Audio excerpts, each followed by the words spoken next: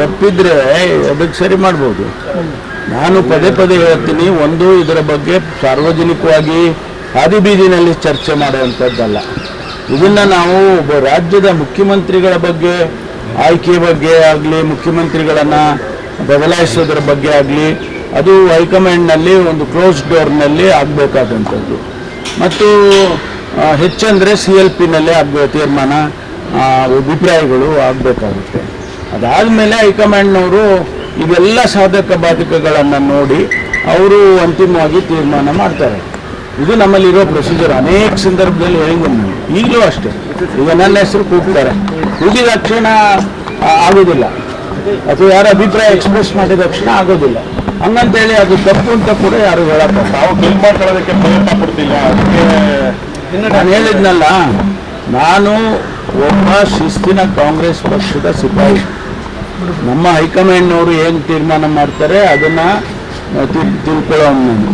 ಅಷ್ಟು ಬಿಟ್ಟರೆ ನಾವು ಹೋಗಿ ಈಗ ನಾನು ನಿಮ್ಮ ಮುಂದೆ ಹೇಳಿಕೆ ಕೊಡ್ತೀನಿ, ಹೌದು ನಾನು ಮುಖ್ಯಮಂತ್ರಿ ಆಗಬೇಕು ಅಂದಾಕ್ಷಣ ಆಗುತ್ತಾ? ಅದು ಸಾರ್ವಜನಿಕವಾಗಿ ಚರ್ಚೆ ಆಗ್ಬೋದು ಅಷ್ಟೇ. ಆದರೆ ಅದಕ್ಕೆ ಸನ್ನಿವೇಶಗಳು, ಅದಕ್ಕೆ ಬೇಕಾದಂಥ ಅದನ್ನು ಚರ್ಚೆ ಮಾಡೋದು ಹೈಕಮಾಂಡ್ನವರು.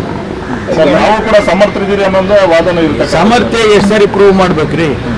ನಾನು ಪ್ರದೇಶ್ ಕಾಂಗ್ರೆಸ್ ಸಮಿತಿ 8 ವರ್ಷ ಕೆಲಸ ಮಾಡಿದ್ದೀನಪ್ಪ. ಸಾಮರ್ಥ್ಯ ಇಲ್ಲದೆ ಕೆಲಸ ಮಾಡಿದ್ನಾ? 2 ಸಾರಿ ಪಕ್ಷಕ್ಕೆ ಅಧಿಕಾರಕ್ಕೆ ತಂದಿದ್ದೀನಿ. ಸಾಮರ್ಥ್ಯ ಇಲ್ಲದೆ ಅದು ಕೆಲಸ ಆಗುತ್ತಾ? ಮತ್ತು ರಾಜ್ಯದ ಉಪಮುಖ್ಯಮಂತ್ರಿಯಾಗಿ ಕೆಲಸ ಮಾಡಿದ್ದೀನಿ. ಸಾಮರ್ಥ್ಯ ಇಲ್ಲದೆ ಉಪಮುಖ್ಯಮಂತ್ರಿ ಮಾಡೋಕ್ಕಾಗುತ್ತಾ? ಸಾಮರ್ಥ್ಯ ಬಗ್ಗೆ ನನ್ನ ವಿಷಯದಲ್ಲಿ ಯಾರು ಕೂಡ ಪ್ರಶ್ನೆ ಮಾಡುವಂಥದ್ದಿಲ್ಲ. I have proved beyond doubt that I am capable.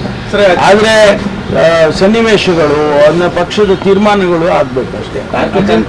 ಯೂನಿವರ್ಸಿಟಿಯಲ್ಲಿ ಪ್ರತಿಭಟನೆ ಮಾಡಿದಂಥ ಯುವಕೃತಿ ಕಾರ್ಯಕರ್ತರು ಹೌದು, ಅವರು ಕ್ಯಾಂಪಸ್ ಒಳಗಡೆ ಅವ್ರು ಏನೋ ಒಂದು ಸೆಮಿನಾರ್ ಮಾಡಬೇಕು ಅಂತ ಹೊರಟಿದ್ದಾರೆ. ಅದರಲ್ಲಿ ಅಷ್ಟರವರೆಗೆ ಸಬ್ಜೆಕ್ಟ್ ಏನಾದರೂ ಇದ್ಕೊಳ್ಳಿ, ಅದು ಅಲ್ಲಿ ಚರ್ಚೆ ಆದ ತಕ್ಷಣ ಏನಾಗುತ್ತೆ? ಸ್ವಲ್ಪ ಪರ ವಿರೋಧ ಆಗೇ ಆಗುತ್ತಲ್ವಾ? ಅದಕ್ಕೆ ಇವರು ಹೋಗಿ ಅಲ್ಲಿ ತಡೆಯೋದು ಮಾಡೋದು ಎಲ್ಲ ಮಾಡಿ ಅವ್ರನ್ನ ಹೊಡೆಯೋದು, ಆ ಸ್ಟೂಡೆಂಟ್ಸ್ನೆಲ್ಲ ಹೊಡೆಯೋಕೆ ಹೋಗೋದು ಮಾಡೋದೆಲ್ಲ ಮಾಡಿದರೆ ಕಾನೂನು ಇವರೇ ಕೈಗೆತ್ಕೊಂಡ್ರೆ ಸುಮ್ಮನೆ ಇರಬೇಕಾ ಪೊಲೀಸರು? ಅದಕ್ಕೆ ಅವಕಾಶ ಇಲ್ಲ. ನಾವು ಅದನ್ನು ಸಹಿಸೋದು ಇಲ್ಲ. ಅವ್ರ ಮೇಲೆ ಶಿಸ್ತಿನ ಕ್ರಮ ತಗೊಂಡು.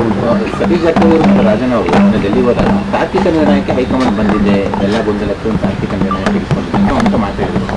ನಿಮ್ಗೆ ಅನ್ಸುತ್ತೆ ಸರ್ ತಾರ್ಕಿಕ ನಿರ್ಣಯ? ಇಲ್ಲ, ನನ್ನ ಜೊತೆ ಏನು ಅವ್ರೇನು ಚರ್ಚೆ ಮಾಡಿಲ್ಲ ಆ ವಿಷಯದಲ್ಲಿ. ನಾನು ಇನ್ನೂ ಸತೀಶನ್ನ ಭೇಟಿ ಮಾಡೇ ಇಲ್ಲ. ನಾನು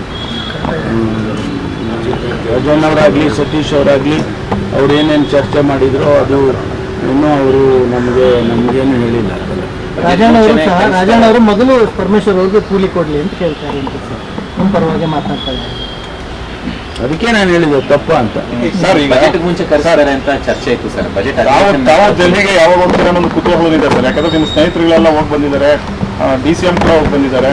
ತಾವು ಡೆಲ್ಲಿಗೆ ಹೋಗ್ಬೋದಾ? ಬೇಸಿಗೆ ಸ್ಟಾರ್ಟ್ ಆಯಿತು, ನಾನು ಡೆಲ್ಲಿಗೆ ಹೋಗ್ತೀನಿ. ಯಾಕೆ ಹೋಗ್ಬಾರ್ದು? ನಾನು ಡೆಲ್ಲಿಗೇನು ಹೊಸ್ತಾನೆ, ಯಾವಾಗ ಬೇಕೋ ಅವಾಗ ಹೋಗ್ತೀನಿ. ನಾನೇನು ಯಾರ್ದು ಪರ್ಮಿಷನ್ ತಗೊಂಡೇನು ಹೋಗೋದಿಲ್ಲ. DKC ಅವರು ಅದನ್ನೇ ಹೇಳಿದ್ರು. ನನಗೆ ಕೆಲಸ ಇದ್ದರೆ ಹೋಗ್ತೀನಿ. ನಾನು ಶಿಕ್ಷಣ ಸಂಸ್ಥೆಗಳನ್ನು ನಡೆಸ್ತಾ ಇದ್ದೀನಿ, ಆಯಿತಾ? ಅನೇಕ ಕೆಲಸ ಕಾರ್ಯಗಳು ಇರ್ತವೆ. UGCಲಿರುತ್ತೆ, NMCನಲ್ಲಿರುತ್ತೆ, CT-ನಲ್ಲಿರುತ್ತೆ. ಅದು ಒಂದು ಭಾಗ. ಪೊಲೀಸ್ ಇಲಾಖೆ ಕೆಲಸಗಳೇನಾರು ಇದ್ರೆ ಅಫಿಷಿಯಲ್ ಆಗಿ ಅನೌನ್ಸ್ ಮಾಡಿ ಹೋಗ್ತೀನಿ. ರಾಜಕೀಯ ವಿಚಾರ ರಾಜಕೀಯ ವಿಷಯ ಚರ್ಚೆ ಮಾಡಬೇಕು, ನಮ್ಮ ಹೈಕಮಾಂಡನ್ನ ನೋಡಬೇಕು ಅಂತ ಅನಿಸಿದ್ರೆ ಹೋಗ್ತೀನಿ. ನಾನು ವರ್ಕಿಂಗ್ ಕಮಿಟಿಯಲ್ಲಿ ಇದ್ದವನು. ನನಗೆ